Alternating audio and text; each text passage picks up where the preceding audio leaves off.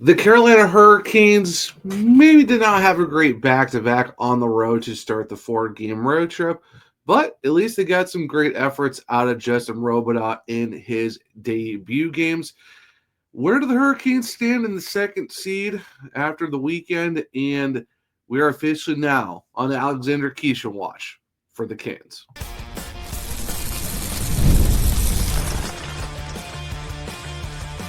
You're Locked On Hurricanes, your daily podcast on the Carolina Hurricanes.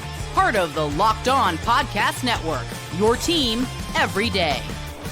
Welcome to a Monday edition of Locked On Hurricanes, your team every day, part of the Locked On Podcast Network. Thank you to the Everydayer for making this your first listen of the day. 5 days a week, Monday through Friday, talking everything about Carolina Hurricanes. I'm your host, Zach Martin. I'm the credentialed Carolina Hurricanes beat writer over at the Hockey Writers. Also do some baseball coverage over at covering the corner for SB Nation. I'm also the co-host of the Surge Cats, which is a weekly Carolina Hurricanes podcast, along with all my duties here at Locked On Hurricanes. Got a good Monday show for you guys as we get to talk about Justin Robidas' stellar Friday, Saturday, going into the weekend type run against the Red Wings and the Boston Bruins. Then we also get to talk about where the Hurricanes stand in terms of the second seed race for the Eastern Conference, along with Toronto, Tampa, and Florida.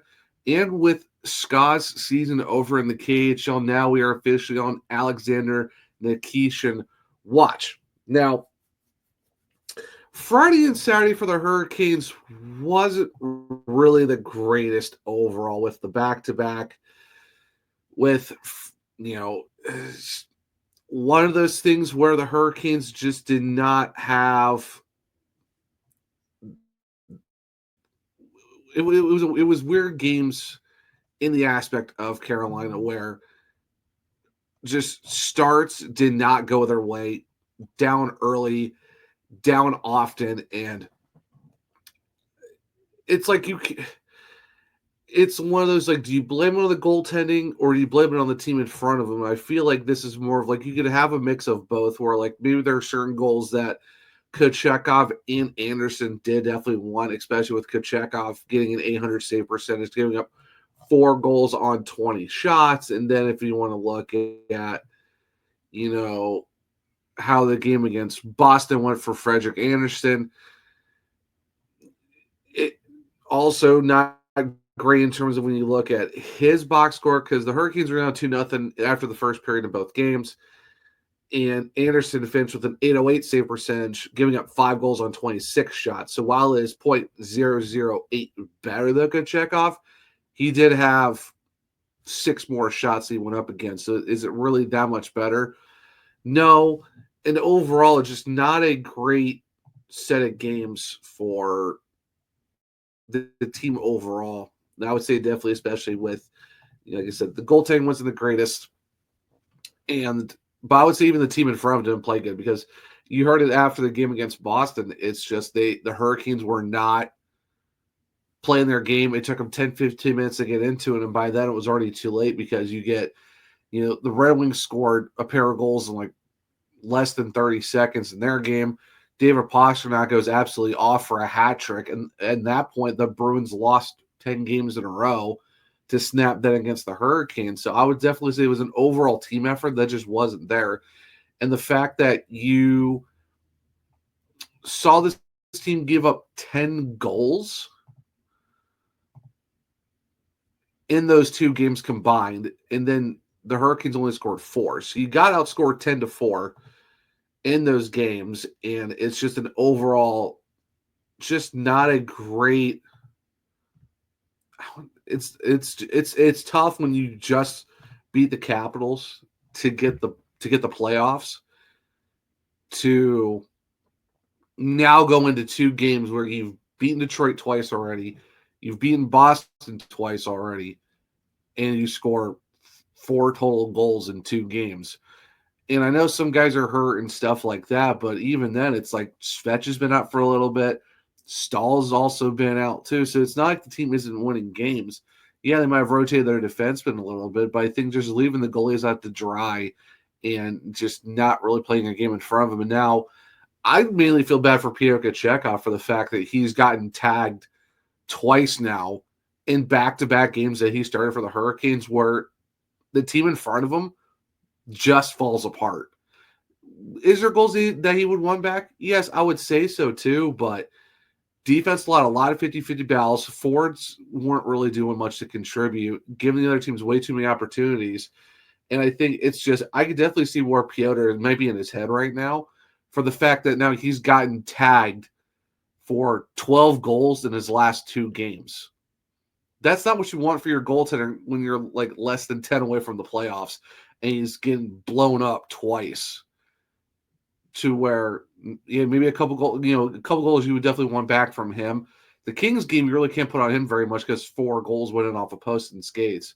But even against Detroit, like there should have been no reason why that he should have gotten blown up as much as he did against them. And yeah, like I said, there's maybe 1 or 2 that you would want back from him, but overall, it's like the team just kind of fell apart and didn't play their game for the first 15, 20 minutes. And now you have a goalie who's someone in his head right now at the wrong time because he's a very high competitive player. He's really hard on himself. And now you're looking at him giving up 12 goals in 2 games. And most of it was just the team in front of him. But I don't know really much you can do from there. But at least, there was some bright spots. There were some bright spots. And Justin Robidas did get called up from the Chicago Wolves before they went on their, back-to-back in Detroit and Boston. Did get an assist in his first game, first assist in NHL point. You love to see it.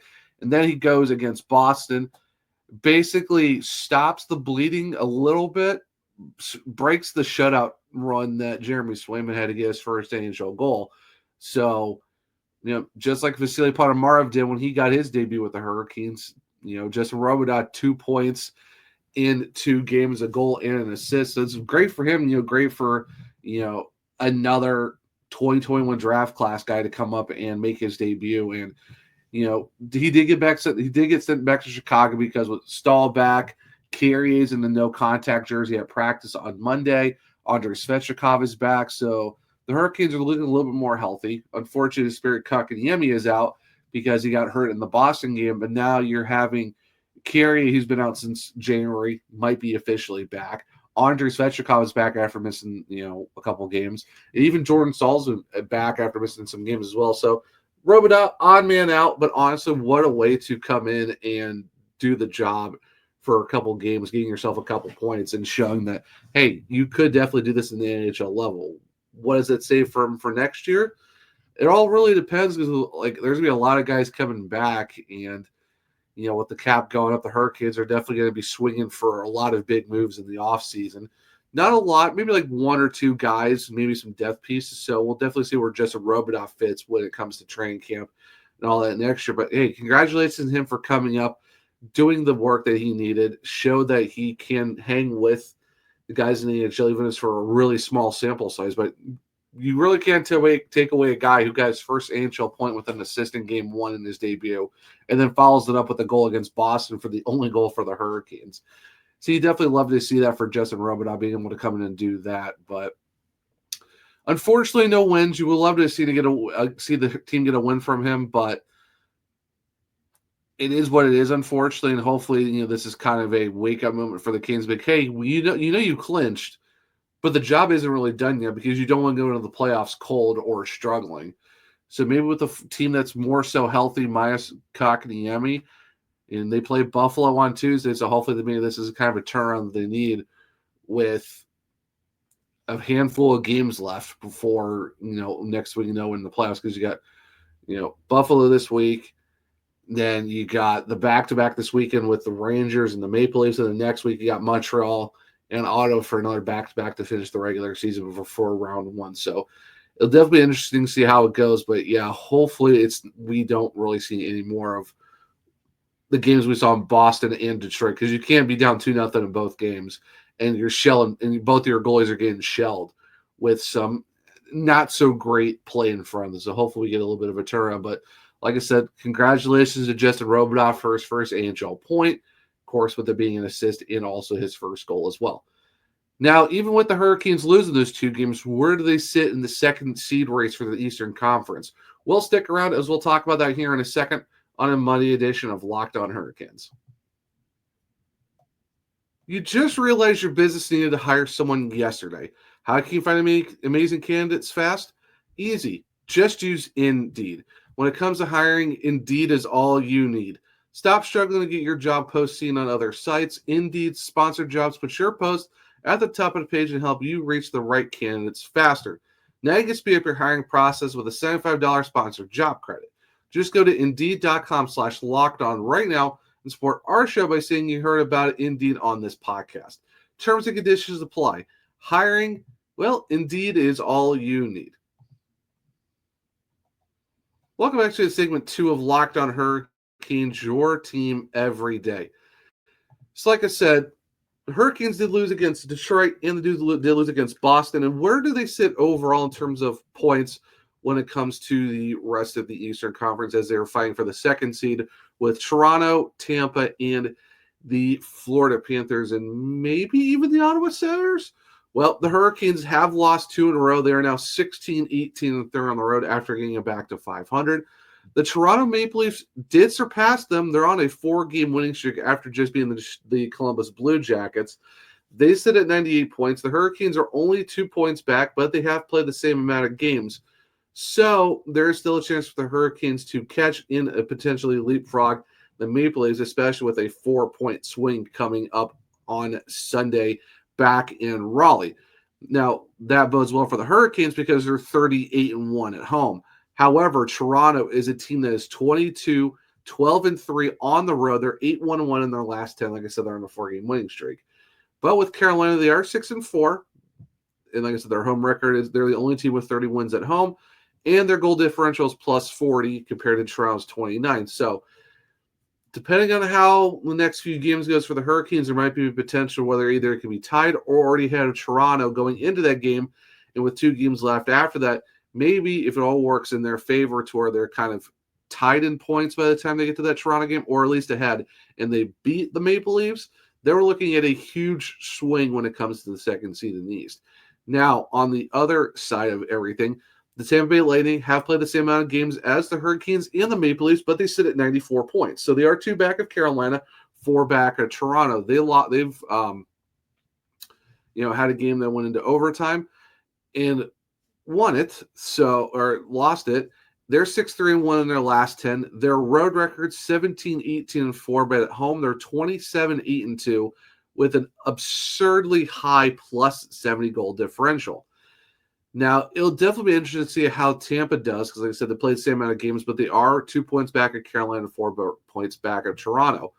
So definitely this is where it's really close between these 3 teams in terms of the fact that you only got 6 games left for the 3 of them, and they do have games in hand on the Panthers and the Ottawa Senators.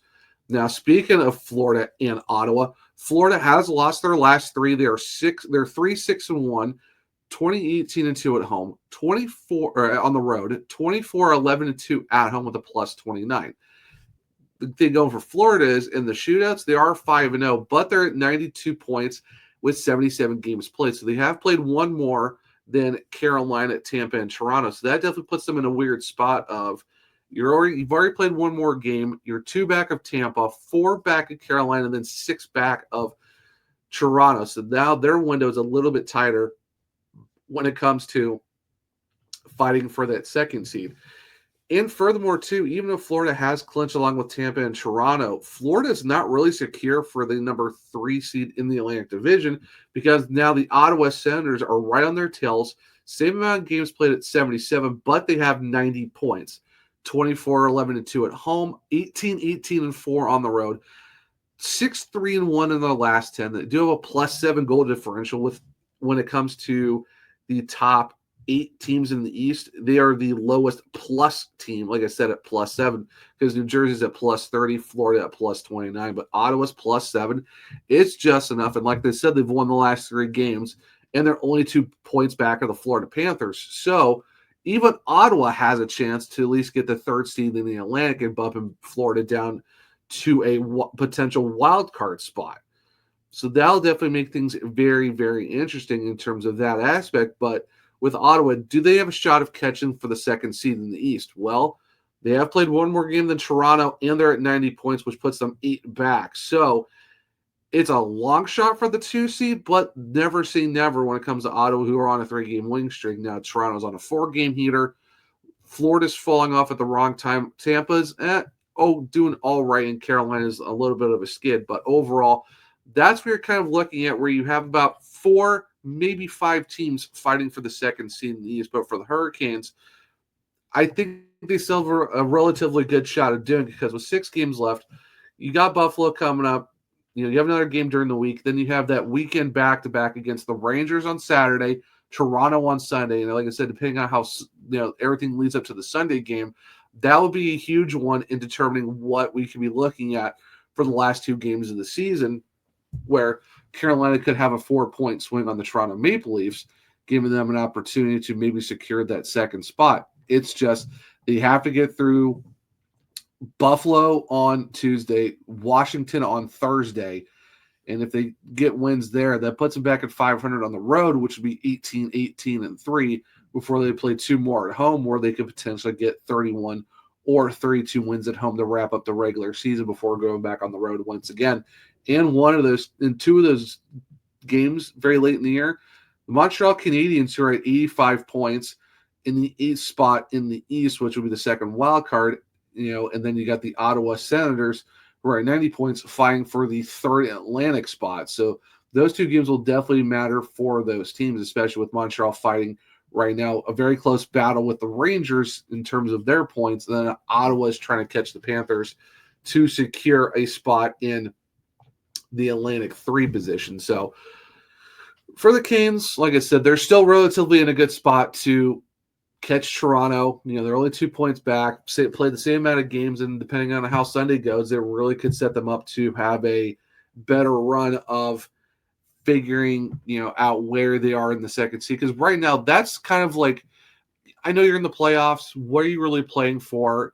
Well, obviously, it's to get to 50 wins. You want to get to 100 points once again, but also I think the 2nd seed really does matter, because you want that home ice advantage through the playoffs. Outside of the Washington Capitals, the Hurricanes would have home ice advantage through the Eastern Conference, and depending on how everything plays out in the NHL, depending on who they play in the Stanley Cup final, if they make it that far, well, outside of, as it stands right now, you got Winnipeg, Dallas, Vegas, Colorado, and the LA Kings, who are all now ahead of Carolina. The Hurricanes are the 8th best team in the entire NHL, but they are, like I said, they are behind Washington and Toronto. Those are the only 2 teams. But let's say they do get the 2nd seed. Where would they stack up to the rest of the NHL? And like I said, you got the Kings and the Avalanche kind of ahead of them right now, along with Vegas, Dallas, and Winnipeg.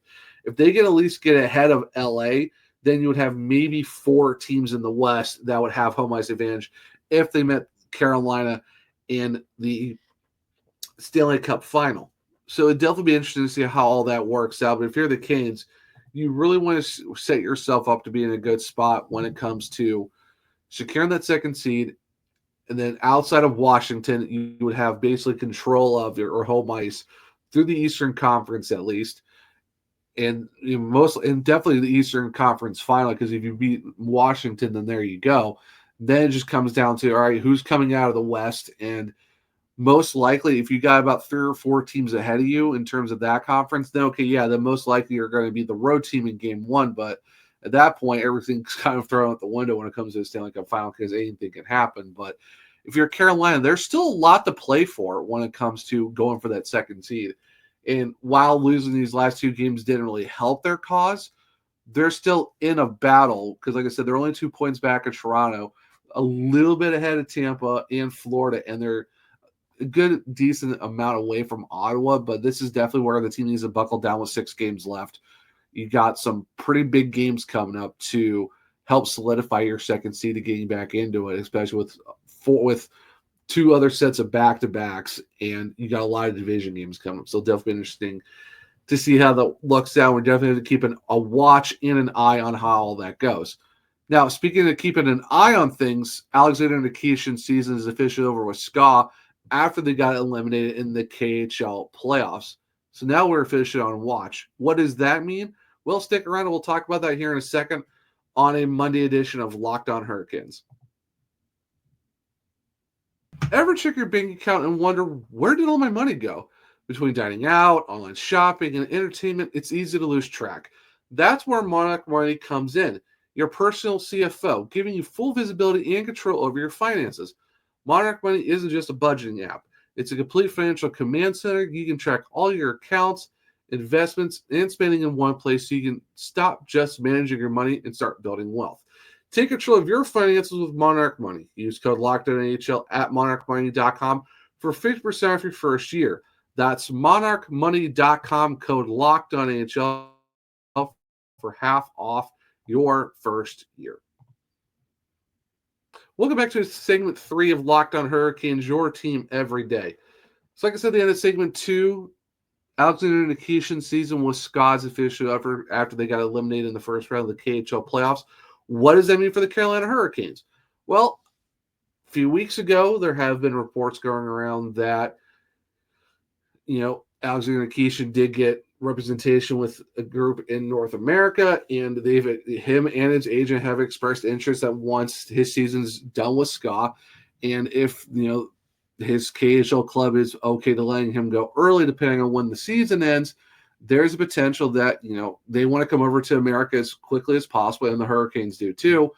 So that basically means, when can it happen? Well, as of right now, he's not officially allowed to go yet by his KHL club, so patience still has to be had. I know a lot of people are very excited for the fact that no one thought that early April that, Scott's season would be over. They thought they would go pretty far into the Gagarin Cup playoffs, but unfortunately not the case.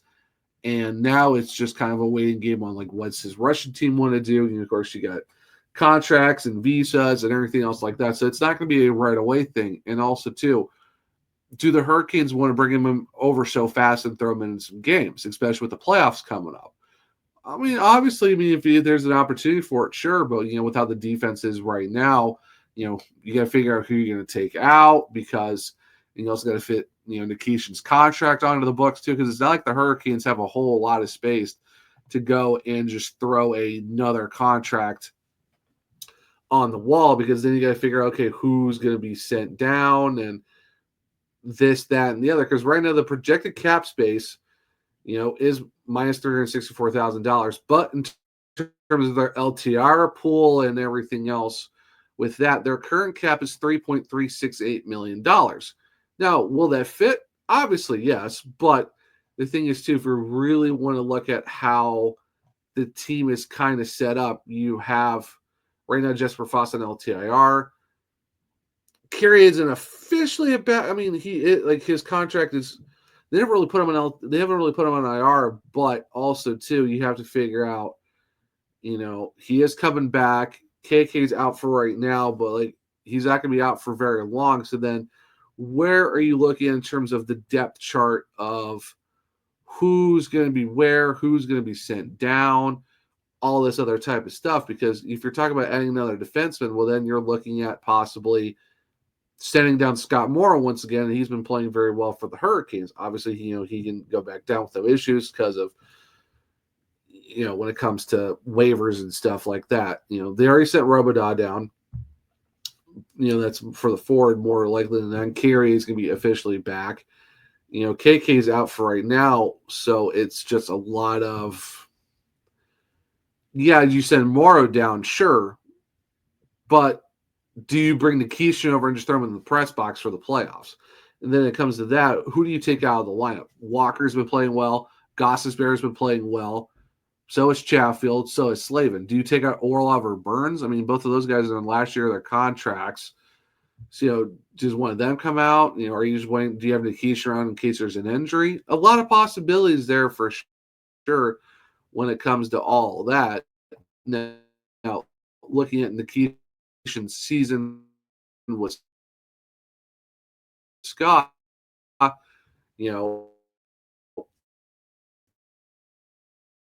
17 so was 10 points shy, yes, mainly on the assist side of things, but overall, another great season by one of the best defensemen in the KHL after having 55 points 2 seasons ago with 11 goals and 44 assists. Playoff wise, 2 goals, 3 points in 4 games, a lot better than last year. We only had a goal in 5, You look back at the 22-23 season, in 16 games, he had 4 goals and 8 points overall. So not a bad playoff run for Alexander Nikishin, but when you look at 55, 56, and 46 points already for this kid, yeah, definitely tell why he's one of the best defensemen in the KHL, and the fact that everyone's clamoring for him to come over to Carolina as soon as possible, especially for the fact that he's a 69th overall pick back in the 2020 draft.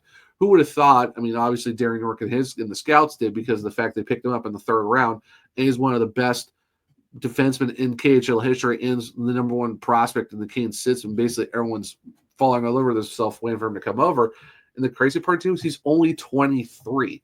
So you're talking about a really good defenseman that you're really excited about, who's your number 1 prospect in your system for a very long time, and someone that is everyone's excited for it to come over. And now that his season's done, now it's a waiting process.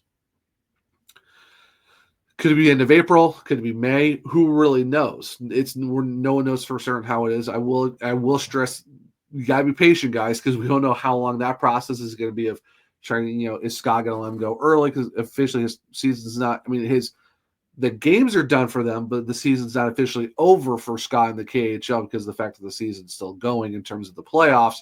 So how is that factor in all of it? What's the contract going to look like for him as well? Because right now he is unsigned in North America for the Hurricanes.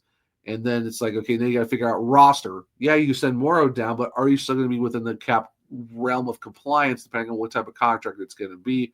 Because it's very different when it comes to international guys coming over so fast and stuff like that. Then then who do you send down? But then also, where's his playing time going to be? Do you throw him into games automatically, or do you kind of build him in practices, which I think the Hurricanes are going to do that more likely than not first, because you're talking different rink sizes compared to the KHL and the NHL. So I would definitely see him doing a lot more practices with the Canes being a healthy scratch and stuff like that. Then it's, all right, when do you bring him into a game, and then who sits? Do you sit Orlov? Do you sit Burns? Do you sit Gostisbehere or Walker? Who really knows? Obviously they're not going to go 11-7. That's crazy for the playoffs. So where do you fit Nikishin in terms of the lineup once he does come over? If he does sign and when he comes over. So definitely a lot of question marks in terms of what is possibly next. We know the season's done. No one thought they were going to be done this early, but they are. And now it's just a waiting game of, when's he going to be allowed to leave from his KHL club? When the Hurricanes going to be able to sign him? How much it's going to be? Visas, travel, practices. When are you going to throw him into games? Who are you taking out of games? Who are you sending down? So it's a lot of moving parts, especially for when you're talking about one of the most highly touted prospects, and the fact one of the best defensemen in the KHL history and the best prospect in the Hurricane system. Yes, Jackson Blake's been playing very well. Yes, Scott Morrow to Bradley Nadeau. The list goes on and on. But Alexander Nikishin has been a bona fide number 1 prospect in the system for the last couple seasons now. And everyone's been clamoring for 2025 to roll around. Now it's officially here, but now we are playing a waiting game to see when and if Alexander Nikishin is going to be ready to go for this current 24-25 seasons for the Hurricanes. So definitely something to keep an eye on. But guys, that will be a Monday edition of Locked On Hurricanes. Thank you for making your first for your second. Well, why don't you guys check out NHL, the new Locked On NHL Game Night. Every game, every night until a Stanley Cup champion is crowned. Get local analysis on a national scale. Find NHL Game Night on Locked On NHL on YouTube or wherever you listen to podcasts. If you want to keep up with me, I'm a one-shoe Zach on X. The podcast is LO_Hurricanes. I'm also on Blue Sky at the Zachary Myron, where you can find links to all my articles when it comes to the Hurricanes at thehockeywriters.com. If you want to check out my baseball stuff, well, it's coveringthecorner.com at SB Nation talking about the Cleveland Guardians. If you do want to check out my other podcasts, well, it's the Surgecast on all podcast platforms and on YouTube. For Locked On, well, it's Spotify, Google, Apple, iHeartRadio. Follow, subscribe, leave a 5-star rating and review because I might just read it on the show. For YouTube, well, it's Locked On Hurricanes. Subscribe, hit the bell notifications so miss the show. Hit the thumbs up, tell me if you like the show as well. Share with all their Canucks to become everydayers just like you. But hope everyone enjoyed this Monday edition of Locked On Hurricanes. Enjoy your Monday, and until next time, as always, let's go Canes.